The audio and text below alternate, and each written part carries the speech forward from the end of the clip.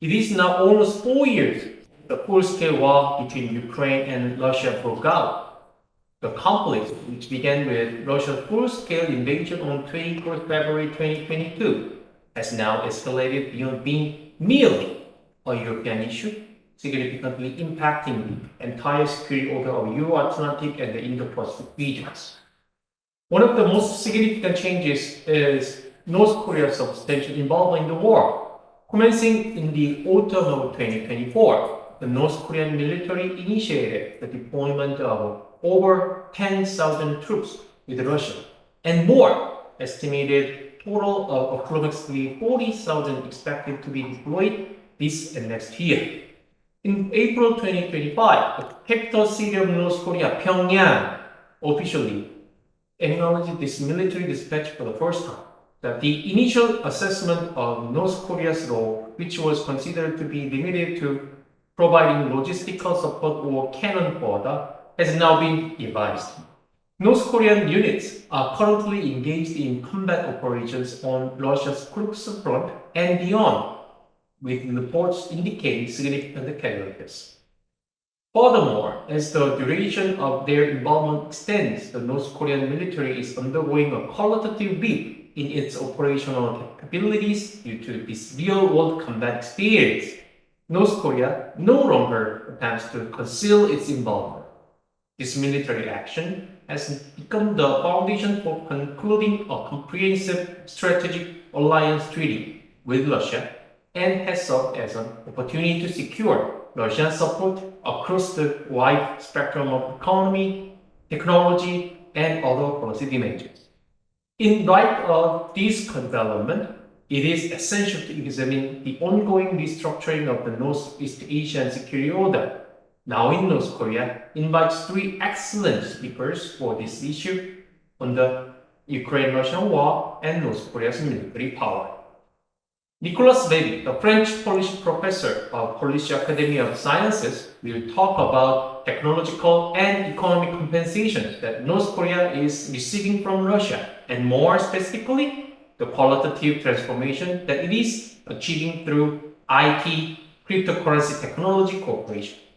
Yannick Smaldore, who is an editor-in-chief in a French media Naval News, will be focusing on the weapon systems and tactical experiments that North Korea is deploying in this war. He points out that North Korean army is possible to evolve into another type of private military company for other regions. The director of Geopolitics Research Network, Mykhailo Samus, examines how North Korean soldiers are enhancing its military capabilities through this war. He emphasizes that only 3 states worldwide have experienced this new form of war, many labeled as drone war, which is particularly worrisome given that North Korea is one of them. A huge implication for many countries in Europe and East Asia.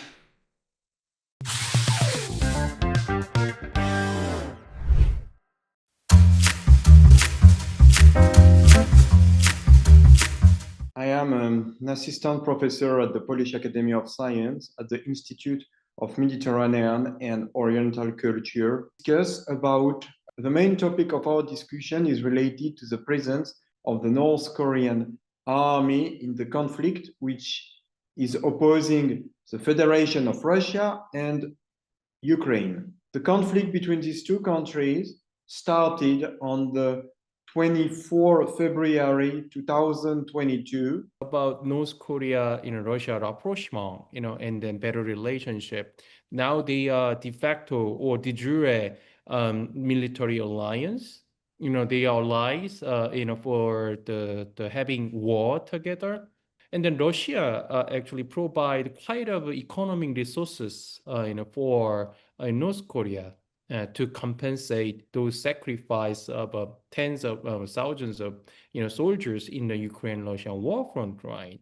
The most important element, which is at the basis of the support, let me say, from Russia to North Korea, is based on the fact that Russia is providing a certain quantity of raw materials to North Korea, including petroleum products, which are important for the maintenance of the energetical sector of North Korea. Unfortunately, due to the opacity of the North Korean state, it is impossible to determine which quantities of energy are provided to Pyongyang and which amount of money does it represent. On the other side, we can consider that this energetical support is used for North Korean military companies and factories, which, based on this energetical support, are able to produce higher quantities of ammunition, of military technologies, which are later sent to Russia. In other words, this Russian support is bringing not only some benefits to the North Korean state, but also to Russian military capabilities. Most important resources which are expected from Pyongyang are resources which are fundamental for the existence of the North Korean regime. These resources are, from one side, the raw materials that we mentioned, and on the other side, the other important element are financial assets which are transmitted to North Korea. The form of these financial assets are either cash or banking transfers. Why banking transfers? We already know that Russia has a specific banking system which is complying with the North Korean banking system. This financial and cash support is especially important for the North Korean leadership, as these amounts are collected by the North Korean leadership. What I mean by leadership consists of the most important families, not only the Kim one, there are several other families who are raising this amount in a case of a collapse of the North Korean state. All right. Then, you are the expert of North Korea's cryptocurrency subject. And I read, some of your writings on it. And what about those cryptocurrency related to North Korea and Russia? And Russia might help, North Korea to get on the, cryptocurrency technologies and then, market too? There is an important cooperation in the context of these illegal operations involving the cryptocurrency, let's say, sub-industry, where a certain number of North Korean IT specialists were educated in the Federation of Russia, and a certain number of these North Korean specialists were also working in Russia. It has been proven that several IT systems, not only in South Korea, but also in Europe, including Poland, also in Asia. We speak here about dozens of millions of dollars which were raised by these IT North Korean specialists, and which amount are globally coming back to the North Korean regime. Right. And this is a very big question, for the students of North Korean politics, where those human resources, say, the hackers and the engineering scientists or developers get education. And then you say Russia is one of the educating, institutional, the ground for the North Korean hackers or North Korean developers. There is a certain number of education programs which are realized between North Korea and a certain number of foreign states, not only Russia and China. However, there are more and more countries which are thinking about making forbidden some specific fields of education to North Koreans. So those North Koreans are not going to be able to get a fundamental knowledge. As an answer, in the previous years, the North Korean state invited to Pyongyang a certain number of foreign specialists by organizing some cryptocurrency conference and so on.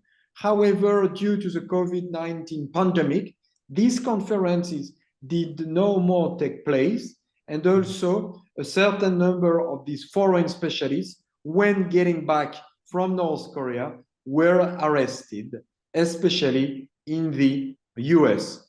In other words, I do think that the education of these North Korean IT specialists will be mainly realized in the country with which North Korea is establishing treaty of education cooperation.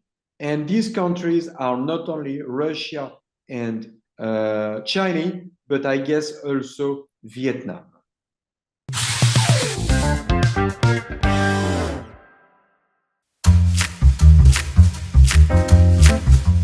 First of all, I'd like to thank you, Professor, for inviting me to participate in your research and share my thoughts, analysis, and estimations on very important point. Why it's very important? Because, last night we had, again, Russian attacks, not attacks on the military targets, not attacks on the military objects and forces, but just simply for civilians. So we have a Kiev, it's kind of 2 million city capital of Ukraine, very beautiful, but Russians regularly attacking our capital and in other cities, of course, the big cities, small cities, doesn't matter where's missiles, it's ballistic missiles, cruise missiles, it's supersonic and hypersonic missiles, which is a Kinjal. It's a new type of missiles launching from the Russian aircrafts like MiG-31 and kamikaze drones like Shaheds. For example, last night it was attacked with approximately 600 of Shaheds and several dozens of ballistic cruise missiles and hypersonic missiles, Kinjal. The cruise missiles, both it's a naval-based missiles and air-based missiles from the strategic bombers. So we have a very complex problem. Why we're talking about DPRK now? Because it looks like a Russian and Ukraine. Russian aggression, Ukraine defending, okay. Russia has some attempts to occupy some territories, which is they pretending to be Russian, historically, etc. But why we're talking about this with you and looking at your region, because from our point of view, from my point of view, from our experts and analysis here in Ukraine, that Russia building not just a cooperation with different countries, for example, to avoid sanctions or to get the components which is under sanctions for Russians, because to produce such a missiles like Iskander or cruise missiles like Kaliber, it's a naval-based missile. They need components. Russia doesn't produce the high-tech materials, microchips, or components. Where they get it? They get it from China. They get it through different countries, like a third, fourth countries, like making a special schemes to get these components and producing missiles, etc. But, for example, they using approximately 6 million rounds of ammunition against Ukraine per year, annually. Half of this ammunition provided by DPRK.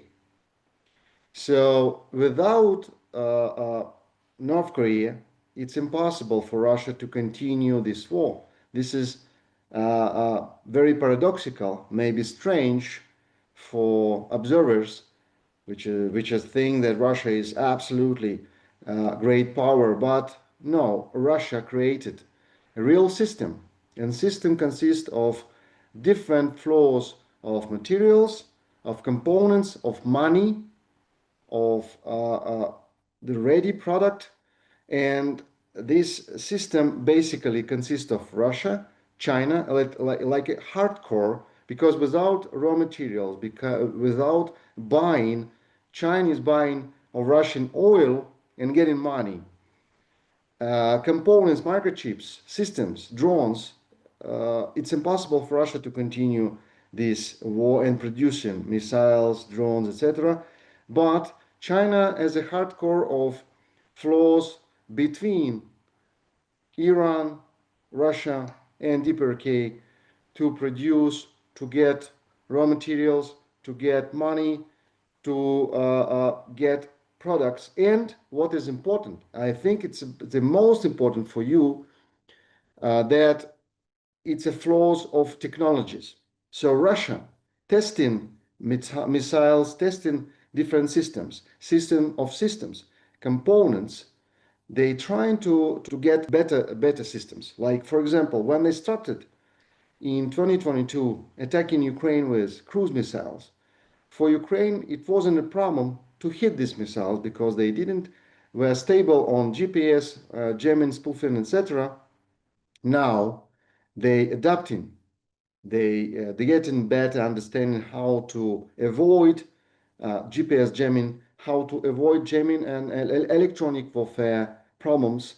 And the main problem here, as I think, they sharing this experience. They sharing this experience with China, with Iran, and DPRK. So this is like a systematic, strategic impact on all of readiness of this group of countries, which is pretending to have a new leadership in the world, on the global leadership, like China saying that they don't want to have a war with anybody, but at the same time they're pretending on the global leadership. Of course, they are talking about economy, but the problem is that they have a proxy, the proxy forces like Russia, Iran, and DPRK. Iran got the problems now with United States strikes, and they really got the bad consequences of these strikes for their capabilities to continue this the proxy war on the Middle East. But still, DPRK and Russia continue to make problems for West, for Europe, for United States, and of course they're fighting against Ukraine from Chinese point of view. This is our understanding.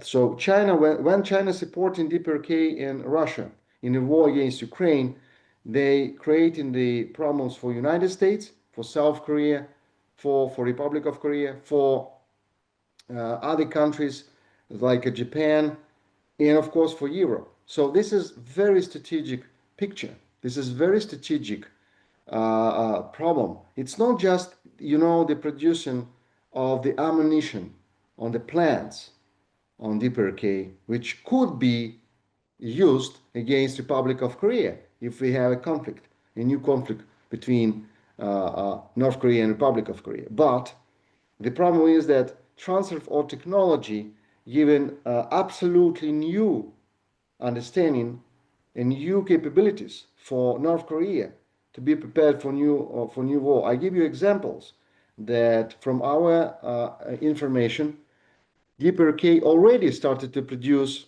the drones looks like exactly like Russian Lancet. Lancet's a middle strike kamikaze drone or loitering munition, which have pretty bad impact on the Ukrainian front, which have a range of up to 80 kilometers, 10 kilometers, very precise weapon. And actually, if we imagine that DPRK could produce thousands of these Lancets, it's a problem for Republic of Korea, because I know that the Seoul not so very far from the DMZ, and it means exactly 70-80 kilometers. So if you imagine that hundreds and hundreds of Lancets, I'm talking not of Shaheds, because in the same time DPRK, I'm sure that DPRK already got the technology how to produce Shaheds, both for Russia and for own needs. And if they have these producing of Shaheds and Lancets just to send and use to against the Republic of Korea, against the industrial areas of Republic of Korea around Seoul and other cities, it's a huge problem, because in reality Ukraine has an absolutely great experience how to build new air defense system, adapting for these hundreds and hundreds of loitering munitions every night. Because I told you, this night, I mean the previous night, we had 600 Shaheds.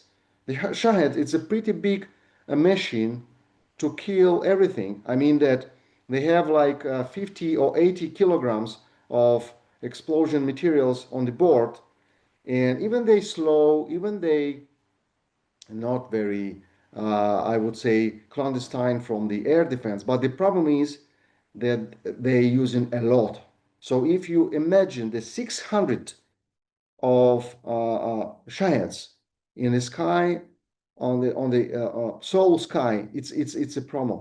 Because if you have can you imagine if you have the air defense systems, even Patriots, even NASAMS, all of Republic of Korean made, it's a great air defense system. We're using the missiles, but one missile costs like 10 times more than Shahed, because Shaheds now cost like $100,000. One missiles costs at least 1 million. One missiles for Patriots is a 5 million.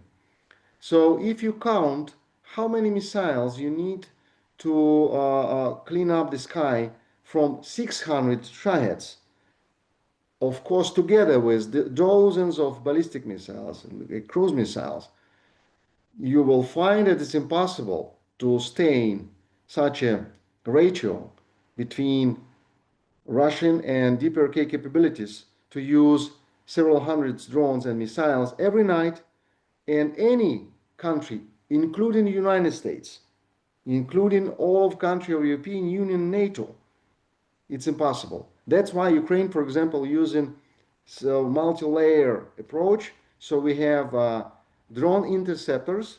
So we have a drone, small, fast drone interceptors with artificial intelligence to kill Shaheds. Another, so we have a mobile groups everywhere on the country, which is using, of course, the artillery, but it's not so so effective. It's like a 20th century approach. But drone interceptors with artificial intelligence, very effective, because any soldier could push the knob and start the drone, and drone will find by itself the Shahed and kill it. Second, we have light aviation. It's kind of famous Super Tucano Embraer type aircraft. This is very effective because it's adaptive, and this is cheap to use because they have guns with electronic combat management system. So it means that it's very effective to use against Shaheds, for example. And we have another layers. It's a helicopters, which is again have electronic combat management systems with guns. Of course, we have fighters like F-16, but it's very expensive to use F-16, and they have a different speed with Shaheds. It's very dangerous for fighters because the fighter has supersonic, maybe under supersonic, but still very high speed. The Shaheds has 200 kilometers. It's a little bit higher speed than a car, actually normal car. So if you imagine that you are jumping up on the capabilities, jumping up on technologies, I think you know about the development of North Korean naval program, naval missile program, the submarine program, and it's maybe for somebody it's a paradoxical that exactly after 2022, when Russia started to communicate and cooperate with North Korea very intensively, these programs I named, started to develop very fast. I suspect that this is because of Russian transfer of technology. The same we see in Iran with like development of different type of drones, of missiles. For example, the precision of North Korean missiles like developing very fast. I told you when we got in Ukraine the first strikes on KN-23 North Korean missiles, it's a very similar to Iskander missiles, ballistic missiles, 500 kilometers range. It were not very precise. They just could attack one object, but like hit 1 kilometer aside. But now it's the same precision like Iskander, like Russian missiles. It means that Russians send to North Korea the same system to North Korea to put on these missiles, and after they send these missiles to Russia to use against Ukraine. Of course, these missiles could be used against Republic of Korea, against Japan, and against United States and other countries in Asia Pacific region. So we think our understanding of the situation, and we have a contact with our our Korean colleagues from Ministry of Defense, from different think tanks, and I always saying that colleagues, dear friends, we have the same problems because Russia and China preparing the DPRK for war, and this is exactly what we have now. I know that just now in these days, North Korea conducting exercise, military exercises, and very intensive military exercises, definitely preparing for the next generation of the conflict, on the war. And I think that this is the crucial to understand that this is not just cooperation, just producing ammunition for Russians. This is a systematic approach to be prepared for the war against countries of your region and our region. So Europe and Asia Pacific is, and now it's paradoxically, but sounds paradoxically, but we are the same. Yeah, I mean, very informative and detailed and insightful comments on the North Korean troops and then weapon systems provided, for the Russia in the Ukraine-Russia war front line, and its implications for multi-layered the political aspects across Europe and then East Asia and then Korean Peninsula. Yeah, I mean, I totally agree with you. I mean, well, let's start with some big picture theory or analytical framework. And I myself, it's South Korea and North Korea, especially North Korea. North Korea's military presence, involvement, engagement in Ukraine, Russia-Ukraine war. It's the spearhead of this regional security convergence between Euro-Atlantic region and the Indo-Pacific region. So a little bit smaller than NATO's eastern flank and South Korea, North Korea, Korean Peninsula. This is a huge change in the global security structure last a few years. And South Korea doing its own part too. South Korea is providing cutting-edge technology weapon systems such as K2 main battle tank, K9, self-propelled Howitzer and FA-50, Red Strike fighters, on and on, and cruise missiles and ballistic missiles, for the Poland and then Central Eastern European country and then Nordic country, of course, include Baltics.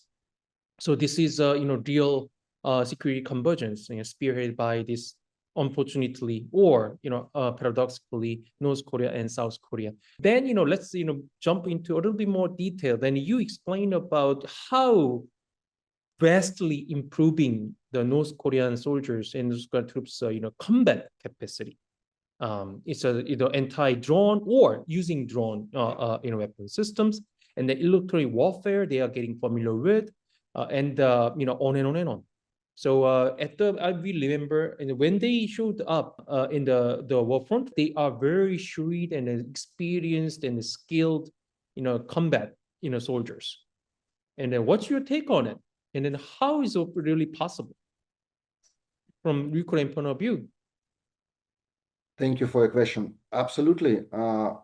Yes, when they just arrived, and I mean the North Korean soldiers and officers, they use the older field manuals, the older understanding. Why I told that this is a problem, I think that only 3 armed forces now in the world understand how to fight in new type of warfare, with drones, with controlling everything with impossibility to using the mechanized detachment and support. This is real change of the battlefield, and the robotic system now, one of the main part of the battlefield in European countries. They still don't understand it. For example, in Ukraine, we have the separate branch in our forces calls the unmanned systems, responsible for doctrines, for development, for producing, for providing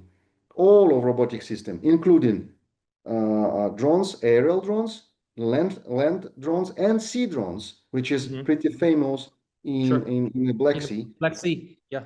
Yes, and it's a paradox that Ukraine destroyed a Russian traditional Black Sea fleet without any fleets. I mean, in Ukraine, because we lost our fleet during this war with Russia, but nevertheless, we built a new fleet with drones, and it works, and it's very cheap, very effective, and change everything in Black Sea. Now you have a big ship, means you have a dead ship. Big target, right? Yeah, it's a target. It's only targets. It's impossible to use it on the functionality. So if you're looking at the North Koreans, actually Russians and Ukrainians, they studying and creating a new tactics actually on online. I would say on the real time. So when you're trying to send your soldiers on attack, and understand that if you using a traditional tactics of platoons, of companies, absolutely doesn't work. So Russians now, because since December of 2023, we have offensive operations from Russia. Because in 2023, we had Ukrainian offensive operation. Now we have long Russian offensive operations in Ukraine in defensive position. So Russia needs to create a new offensive tactics. What they use now since 2024, they use so-called penetration of small groups tactics.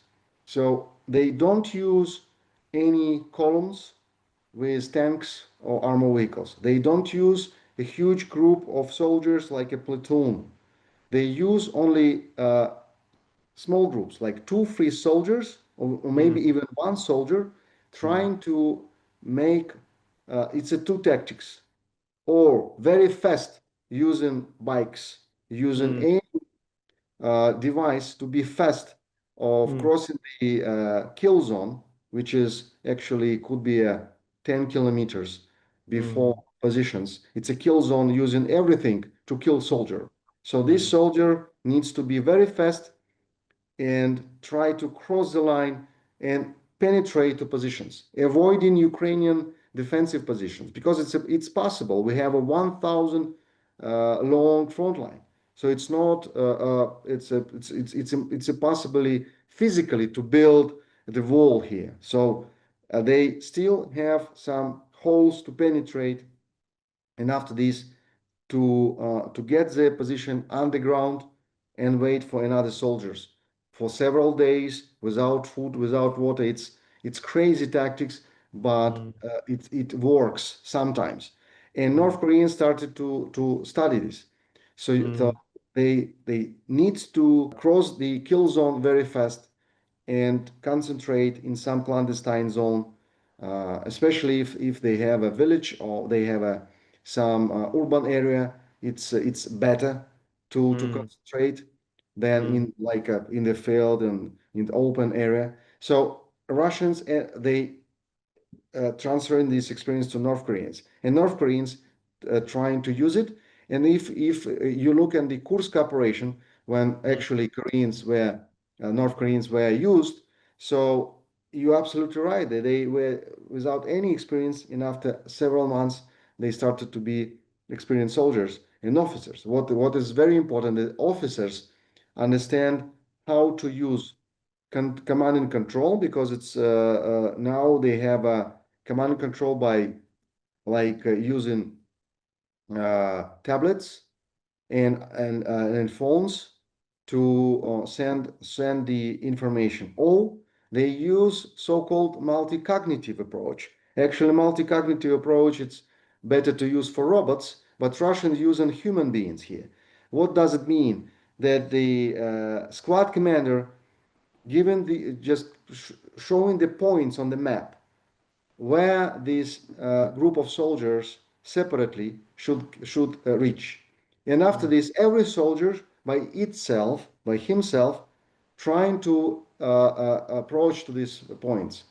80% of these soldiers will be killed, but 20% could be reach of the points and wait for another 20%, and after this they have a group of soldiers which is waiting for another command, which points they need to go. Of course, moving to the points means to kill all of enemy, to trying to be autonomy, etc. So in Ukraine, we're trying to use this technology for robots. Russians use it for human being. And I suspect that DPRK will use this technology and tactics for human beings. And because like Putin, like DPRK, they don't care about human being life. They don't care about it.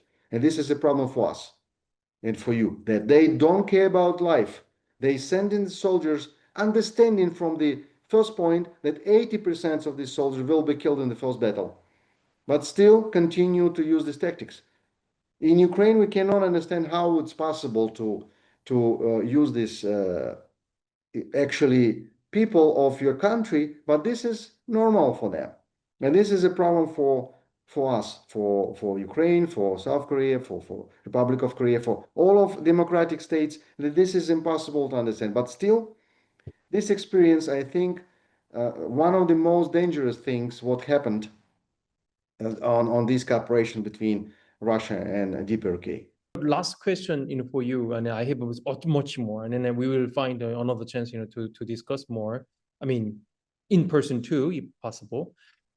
On defense industry, the one is on the North Korean defense industry, and then the second one is South Korean defense industry. The first one, you say, North Korean defense industry has been improving, making progress a lot across the, say, army and Navy, and then probably Air Force, if we say drone system is included.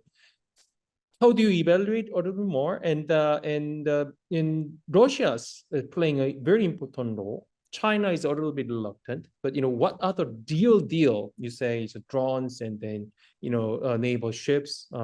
I would love to listen to your opinion. Very short, probably 2 or 3 minutes.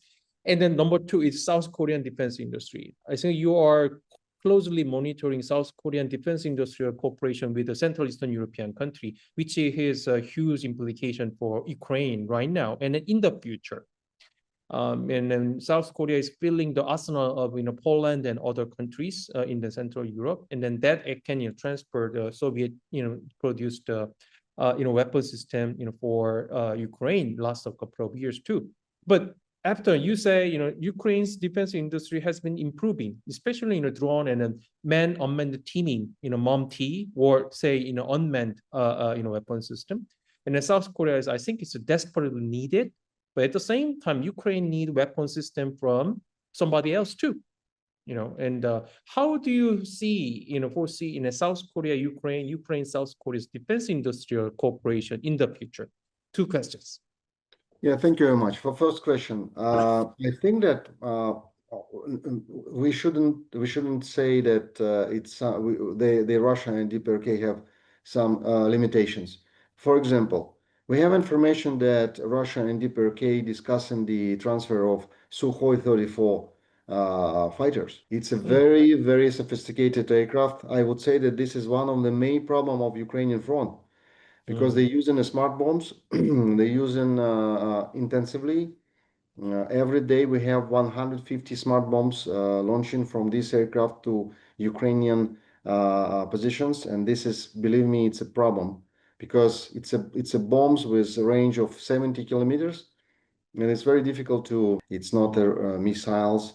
This is a heavy destructive weapon, and if North Korea getting this Sukhoi 34 aircraft together with some aviation technology, like a traditional aviation technology, I think it will be a challenge for Republic of Korea, Japan, United States, and another country, because it's a really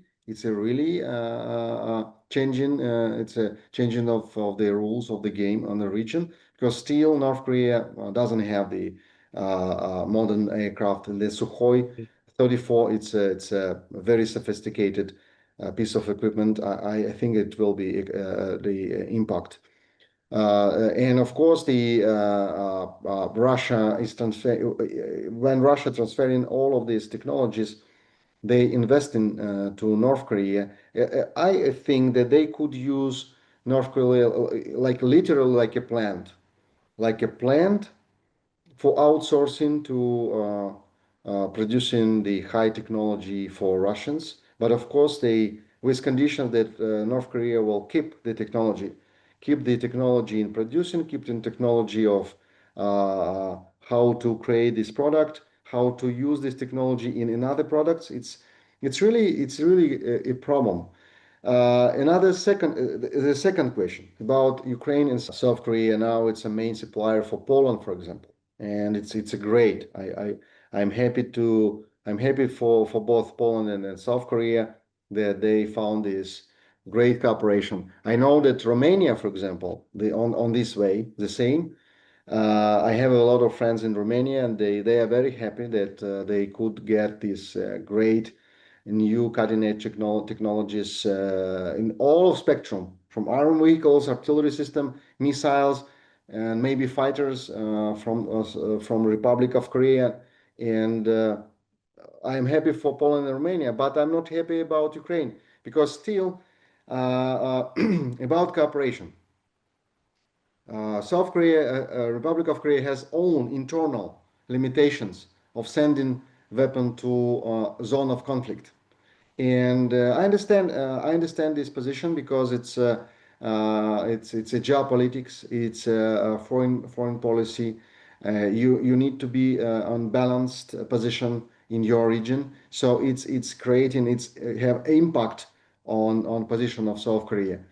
For Ukraine, in Ukraine, we have a prohibition of export for military technologies, goods, and even dual use goods. I think it's a problem, because in Ukraine we are pressing of our government to allow to export to our friends extra production from Ukrainian defense industry, because now Ukrainian defense industry producing annually the weapon and another system for $10 billion, but we have potential for another $20 billion with foreign investments, all for foreign markets, because Ukrainian Ministry of Defense can buy only $10 billion production, not more.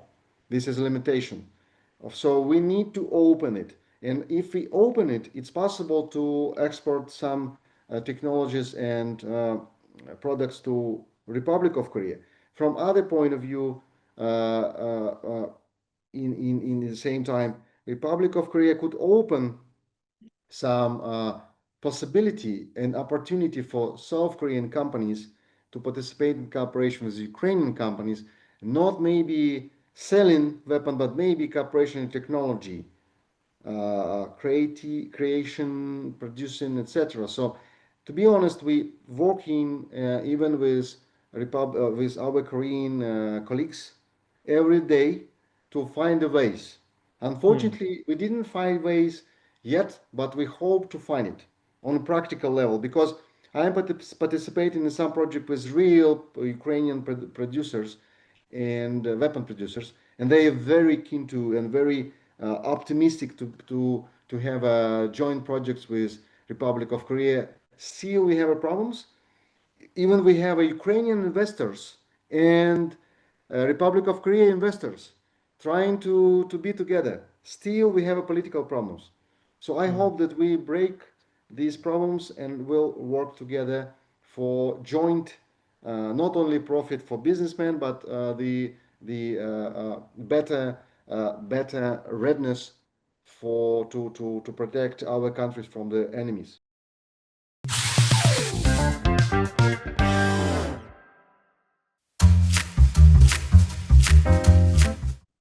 All right, this time, welcome Yannick Smaldore, Arion Group. He is one of the most, popular, military experts in France and the Western European country. And then I think he is going to make a presentation on evaluating the DPRK-Russia military partnership, weapons and manpower, and then strategic impact. The floor is all yours. Thank you very much, Dr. Peck, for this opportunity. It's a pleasure to join you today, especially as the topic we're addressing is of utmost importance, the growing military cooperation between North Korea and Russia. At the CAPRI, the Center for Analysis and Forecasting of International Risk in Paris, as in all strategic research centers in Europe, we are closely monitoring this situation and its possible developments in Ukraine and more broadly in Europe and the Western sphere of influence. Before addressing North Korea's involvement in the Ukrainian conflict, it is then important to recall the broader geopolitical context. I will not go in too much details about that, as I would only be repeating what has already been discussed in previous sessions of this forum. But briefly, beyond the existential territorial struggle for Ukraine, the war between Russia and Ukraine has a truly global dimensions, particularly on the ideological front. It can be seen as an opposition between autocratic regimes and democratic regimes.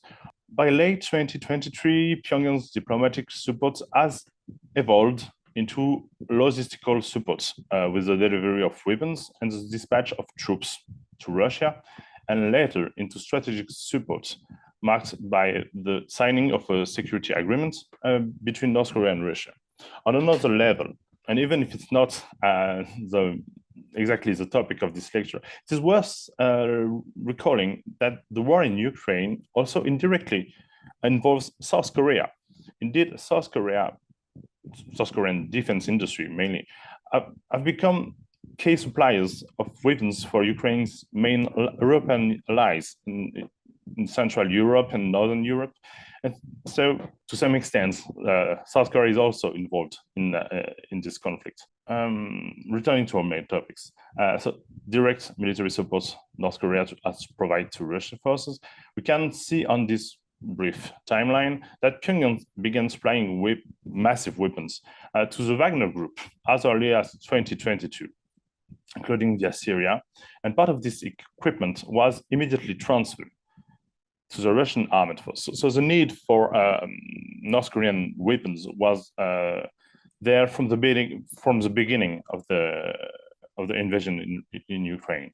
So officially, the strategic rapprochement between Russia and North Korea only began in September 2023.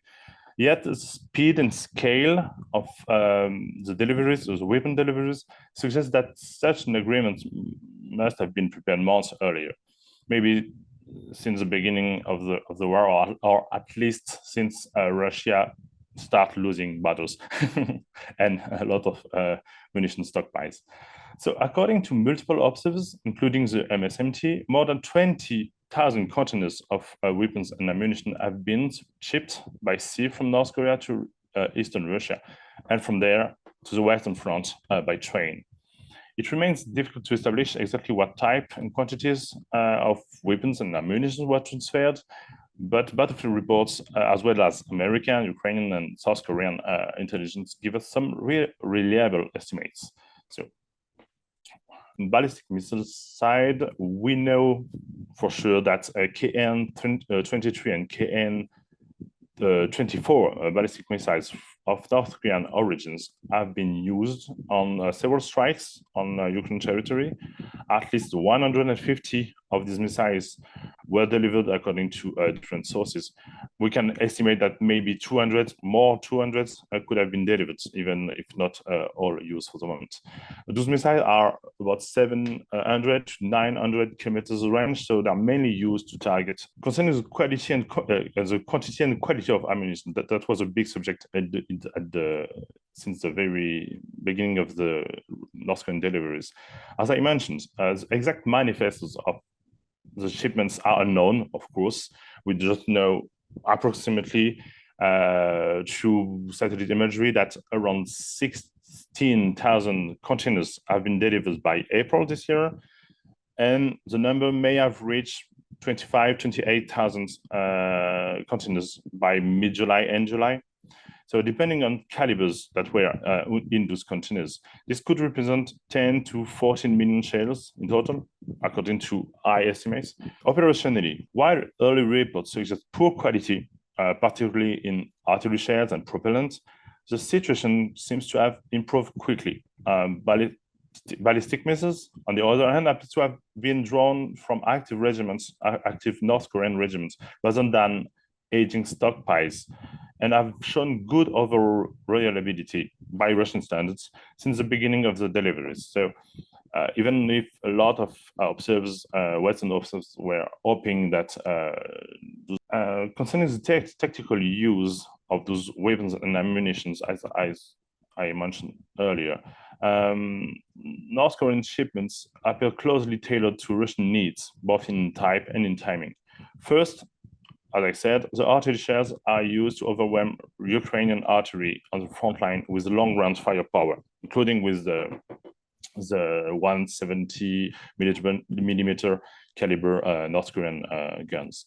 Second, the ballistic missiles are used to conduct a long-range strike, including on civilian targets, in order to saturate Kiev's deliveries appear to match Russia's major offensives.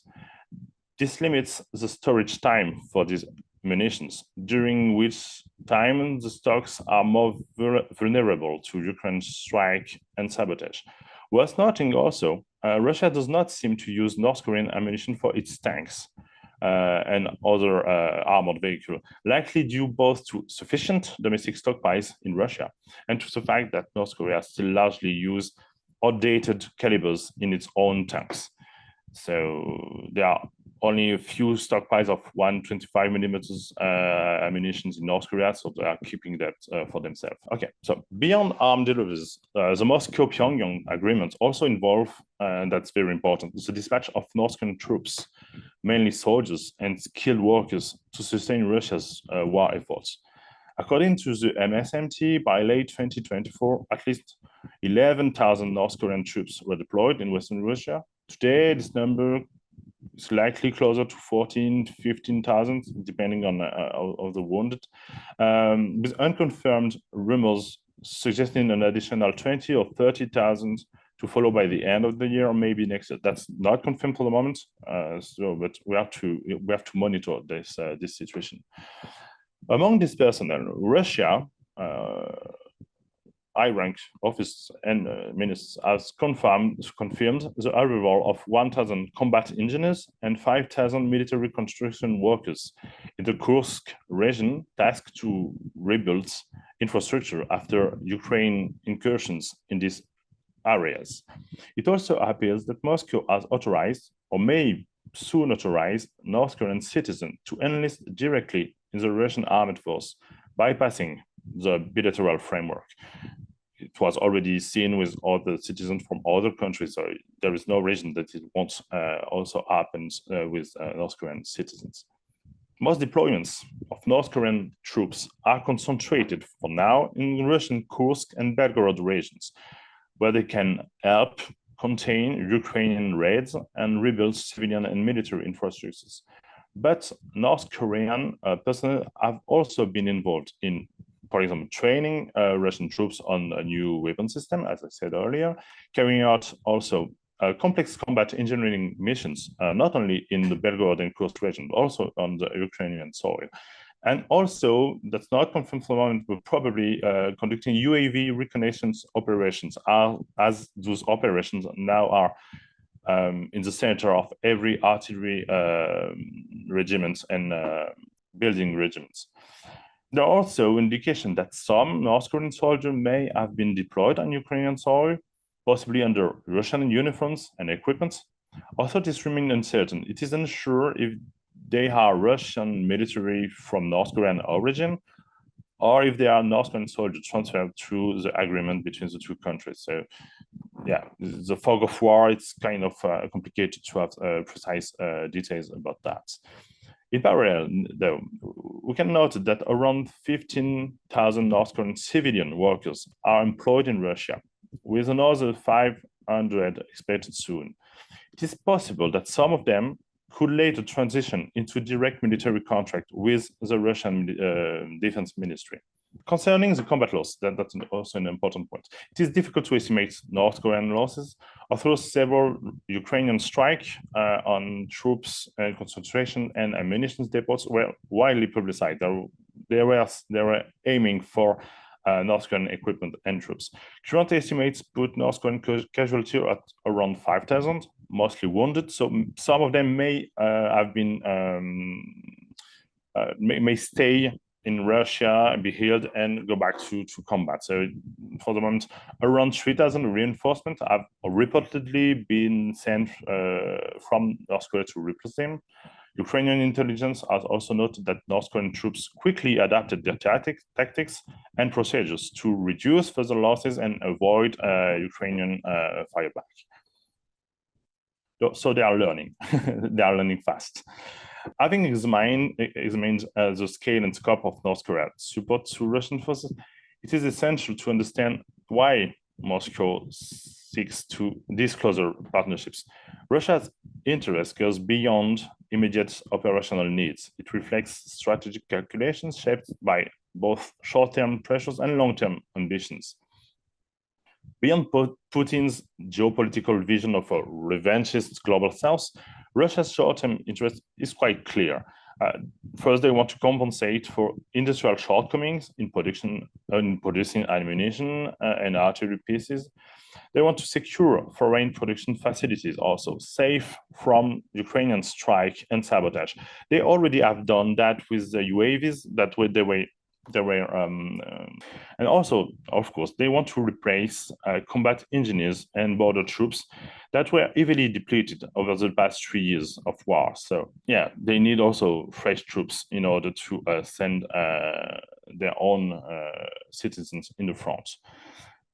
In the longer term, a steady inflow of both North Korean soldiers and civilian workers could help offset Russia's manpower deficits and delay the need for general mobilization. That's also an important political point for Moscow, to delay the general mobilization. So if you can have fresh troops from abroad, it could be easier to maintain peace in your own country. Another strategic goal for Russia is to reinforce North Korea as a regional proxy in East Asia. By restoring Pyongyang's technological and economic leverage, Russia enables North Korea to reassert itself as a regional power. These forces, the US, South Korea, Japan, and their allies, to devote more resources to monitoring and containing North Korea, resources that might otherwise have focused on Russia's own activities in North Pacific. To a lesser extent, this Moscow-Pyongyang rapprochement also weakens China's monopoly over North Korea. We'll get on that later.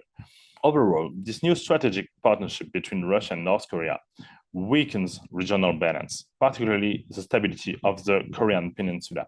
It is probable that this will notably delay the process of normalizing diplomatic relations between the two Koreas, and in particular the process of reunification, which is now even further away, from my point of view at least.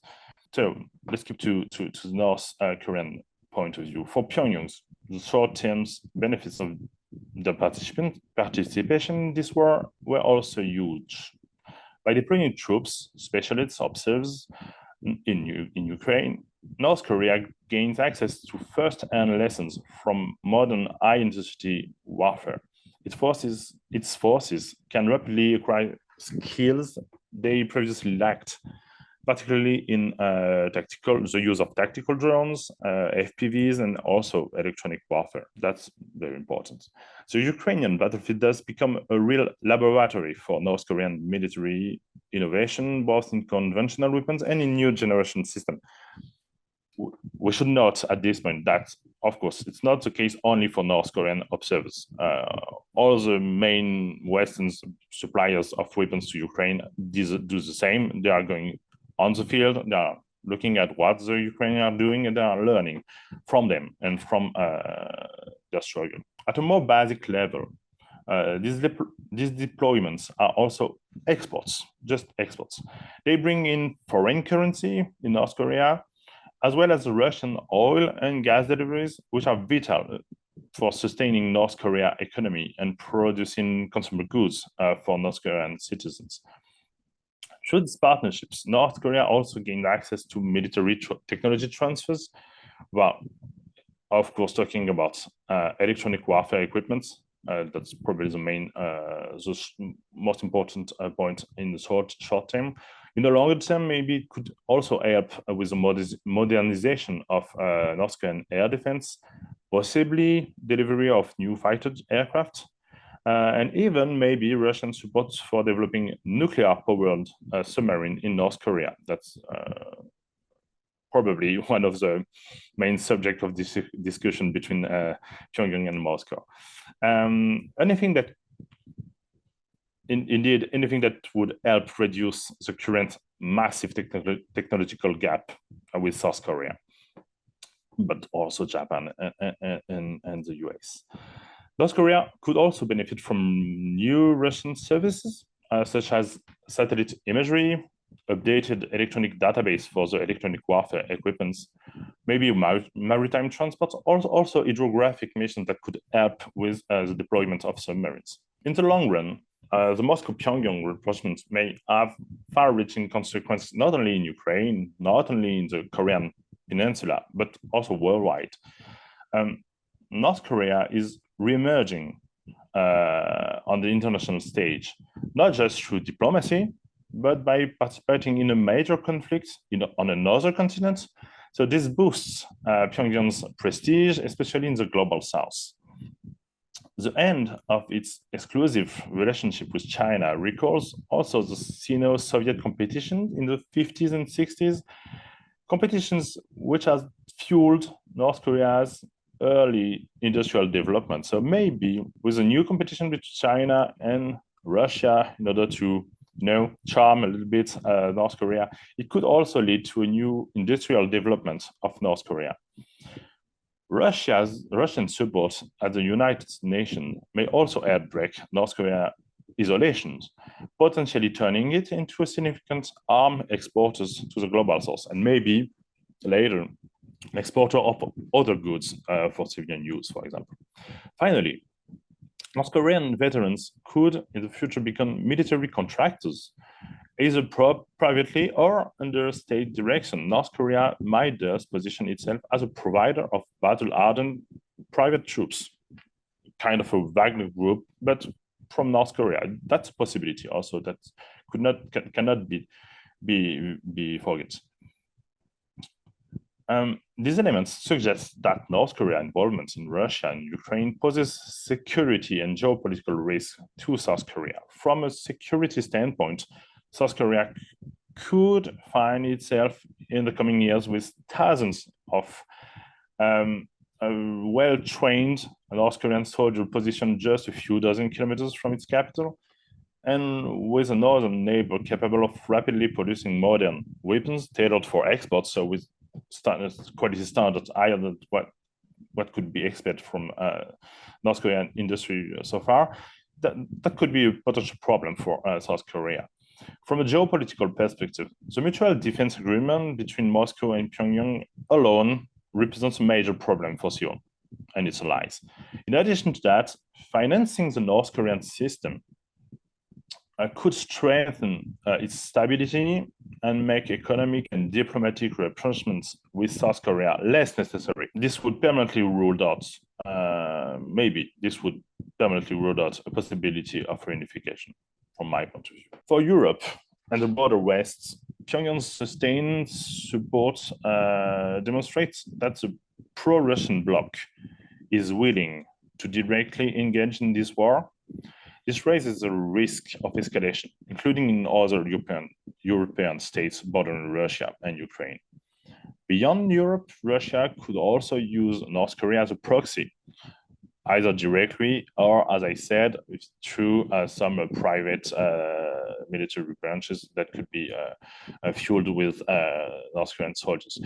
So a proxy to act in Africa, in the Middle East, or in Asia, in effect extending what Wagner Group has already been doing in these regions. Point you made is potential North Korean PMC, right? Private military contractors, like Wagner Group of Russia, a few years ago. Do you really think that North Korean PMC is possible and on demand later on in other parts of the world? Oh, for me, it's quite a certainty, but it's quite a certainty that some North Korean citizens, at least, will become PMC. Okay. Yeah, that's for me. That's for sure. Maybe they will join Wagner groups or other groups. You can't have thousands, 10,000s of soldiers sent to other countries for months, maybe years, learning to live away from the Kim's regimes, and hoping that all of them will go back in North Korea and became workers in factories or in the fields. So at least some of them will become PMCs, or maybe just Russian state soldiers. Also, that's a possibility. Is it possible that there will be North Korean private companies? I'm not sure, but North Korean state-owned private companies, that could be a possibility. That could be a possibility. We are not sure for that. It would depend. If the conflicts goes for maybe 2 or 3 more years, for example, with that could be a possibility. If the conflict ends in the following months, maybe not. So, but that for me, that's a possibility to keep in mind also for South Korea, because we see with Wagner Group that Wagner Group was used in Africa to fight, or in Middle East also, to fight French and US soldiers directly, confrontations with Russian troops fighting French and US troops and losing mostly, but without the Russian flag. They were a Wagner Group. So for South Korea, it could be also worrying that North Korea could have private military contractors fighting South Korea interests worldwide. So yeah, I think so. I mean, now it's North Korean troops are proving their capacity, which is vastly improving in the combat battleground, and then they have a more capacity to combat or battle outside of Russia is entirely possible, and it has a huge military implication for the Korean Peninsula